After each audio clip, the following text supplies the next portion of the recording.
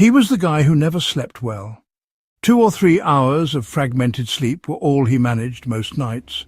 A restless half-hour here, a brief doze there, but never rest. He couldn't remember the last time he'd slept 4 hours consecutively.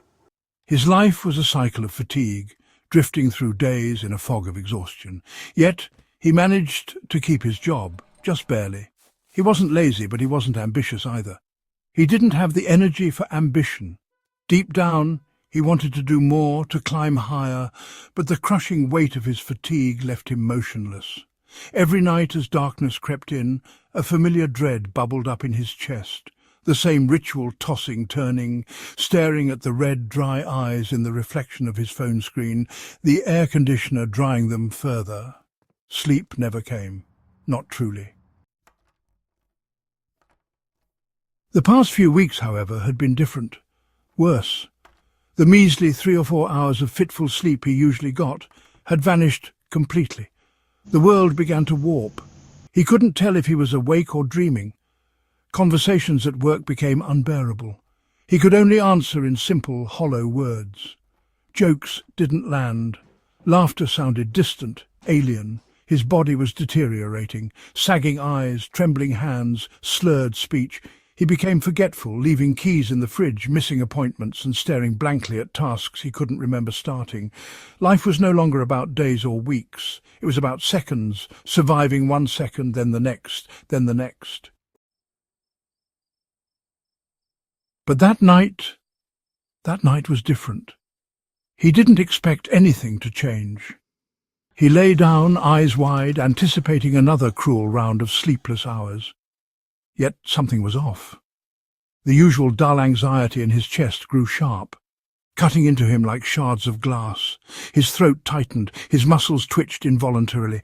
A weight, an invisible pressure settled over him. It wasn't just sleeplessness, it was fear. A paralyzing, all-encompassing fear. Every fibre of his being screamed, "Something is coming." His breathing grew shallow, his chest rising and falling in rapid bursts. And then the unexpected happened. He fell asleep, just like that. His eyes closed, and for the first time in weeks, maybe months, his body relaxed. It lasted 1 peaceful second. Then it returned. The fear, the awareness. He was dreaming, but it wasn't a dream. It was a lucid prison. He could see everything. His bed, the cracked ceiling, the tree branch scratching against his window, the faint glow of the street lamp filtering through the glass. He could feel the weight of the blanket over him, the sweat soaking into his shirt and his heart pounding erratically in his chest. But he couldn't move, not a single muscle. He was trapped inside his own body. His panic flared as he realized he couldn't even twitch a finger. His body was frozen, but his mind was fully awake, fully aware, and the presence, that oppressive sense of something lurking just out of sight, began to close in on him. His mind screamed, "Wake up! Move! Run!" But nothing happened. His breath was hot and shallow, his skin prickled with fear. Then, as if responding to his terror, the branch outside his window began to shake violently, tapping against the glass with increasing force. Tap, tap, tap, louder, harder. The howling wind outside rose to a shriek, and the branch slammed against the window with a final deafening crack. The window shattered. Something entered. Not something he could see, but something he could feel. A force. It wrapped itself around his ribcage with icy fingers and yanked him upward. His body lifted from the bed, his chest caving in under the pressure. He felt his back press hard against the ceiling, unseen hands pinning him in place. The pain was unbearable, radiating through his ribs and lungs, squeezing tighter and tighter.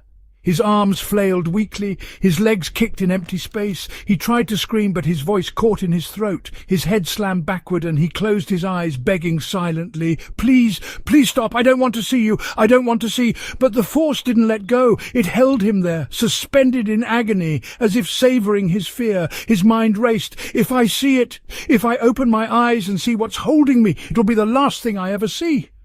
Then suddenly he fell. He hit the bed with a thud, gasping, his lungs aching for air.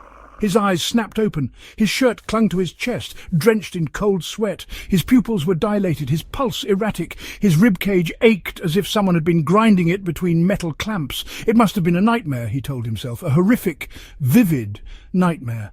But then he felt it, the soreness on his back where he had been pressed against the ceiling. His ribs throbbed with each shallow breath, and when he stumbled out of bed and caught his reflection in the mirror, he froze. Red scratches ran across his ribcage, thin and sharp, like the marks of clawed fingers. He turned slowly to look at the window. The glass was still intact. The tree branch outside was still there, swaying softly in the breeze, but he knew something had been in that room. Something had touched him, and whatever it wasn't finished with him yet. Sleep tight, if you can. If you've been following our chilling tale about the sleep-deprived protagonist who found himself trapped in a terrifying, sleep-paralyzed nightmare, you might have felt a familiar shiver down your spine. Perhaps you've experienced something similar, lying awake, heart pounding, unable to move, or even walking around in a half-conscious state without realizing it. If you've struggled with insomnia, sleepwalking, night terrors, or vivid, unsettling dreams, you might be dealing with something known as parasomnia. But what exactly are parasomnias? What causes them? And more importantly, how can they be treated? Parasomnias are a category of sleep disorders that involve abnormal movements, behaviors, emotions, perceptions, or dreams that occur while falling asleep, sleeping, or waking up. They blur the lines between wakefulness and sleep, often leaving people confused, scared, or even physically injured. These disorders are usually categorized into two main groups, those that occur during non-REM sleep and those that occur during REM sleep. Non-REM parasomnias include sleepwalking, night terrors, and confusional arousals, while REM parasomnias include sleep paralysis, nightmare disorder, and REM sleep behavior disorder, where individuals act out their dreams physically. These episodes can be short-lived or persistent, mild or severe, but they all share one thing in common. They disrupt restful sleep and often leave a lingering sense of unease and exhaustion. For those who suffer from parasomnias, the experience can be nothing short of terrifying. Imagine drifting off to sleep only to jolt awake with your heart pounding and your body drenched in sweat, or waking up in your kitchen, confused with no memory of how you got there. It can feel like losing control of your body and your mind, being trapped between sleeping and waking, caught in a fog of confusion and fear.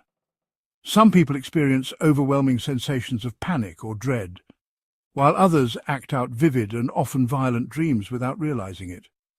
Upon waking, there's usually a crushing sense of fatigue and mental fog that follows you throughout the day, turning even the simplest tasks into exhausting challenges. Take, for example, someone experiencing sleep paralysis. They may find themselves frozen in bed, completely aware of their surroundings, but unable to move a single muscle. Their breath may quicken, their chest may feel heavy, and the shadows in the corner of the room may start to take on shapes, figures that stare back at them. For those dealing with night terrors, the experience can be equally harrowing. Imagine screaming, thrashing, and panicking in your sleep, while your mind is still trapped in a state of unconscious terror. And then there's sleepwalking, where someone might leave their bed, wander their home, or even venture outside without ever waking up. Parasomnias are as varied as they are distressing, and they often leave emotional scars long after the episode has ended. When it comes to treatment, medication often plays a crucial role, especially for those with persistent or severe symptoms. One of the most commonly prescribed medications is Clonazepam, a benzodiazepine that works by calming the nervous system and reducing nighttime brain activity. It's particularly effective for REM sleep behavior disorder, where individuals physically act out their dreams. Melatonin supplements are another common option, especially for those struggling with REM-related parasomnias or irregular sleep cycles. Melatonin helps regulate the body's internal clock and improve sleep quality, offering a more natural approach to treatment. For those whose parasomnias are linked to mood disorders or anxiety, antidepressants like trazodone or SSRIs are often used to help stabilize brain chemistry and improve sleep regulation. Gabapentin, a medication that calms nerve activity in the brain, has also shown effectiveness, especially for non-REM parasomnias. Each of these medications has its strengths, and their effectiveness depends largely on the specific type of parasomnia being treated. Clonazepam and melatonin are often considered the most effective for REM sleep behavior disorders, while gabapentin and antidepressants are more commonly used for non-REM parasomnias. These medications can sometimes be paired together under medical supervision for enhanced results. For example, melatonin might be combined with clonazepam to regulate sleep cycles more effectively, or gabapentin might be paired with cognitive behavioral therapy to address both the physical and emotional aspects of parasomnias. Understanding how these medications work and how they compare is important because parasomnias aren't just a nighttime issue, they affect your quality of life during the day. Chronic fatigue, memory problems, anxiety and depression are common side effects of untreated parasomnias, and over time they can take a toll on relationships, careers and mental health.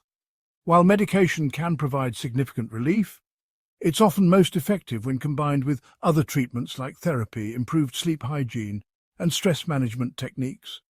Simple changes, such as establishing a consistent bedtime routine, reducing caffeine and alcohol intake, and creating a calm, dark sleeping environment, can make a big difference. Therapy, particularly cognitive behavioral therapy, can also address underlying emotional triggers and help individuals develop coping strategies for nighttime anxiety and fear. Parasomnias are more common and more frightening than many people realize. Whether it's sleepwalking, night terrors, or the horrifying experience of sleep paralysis, these disorders disrupt not just sleep, but daily life and mental health. If you or someone you know struggles with parasomnias, you are not alone, and effective treatments are available. Don't hesitate to consult a healthcare professional for help. If you enjoyed this follow-up and found it informative, make sure to like, follow and share this content. Stay connected with us on social media for more educational content, chilling stories and practical tips for navigating the mysteries of sleep. And remember, sweet dreams, if you dare. Disclaimer.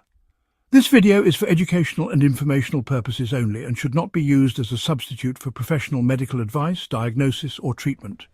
Always consult a qualified healthcare provider with any questions about a medical condition or medication.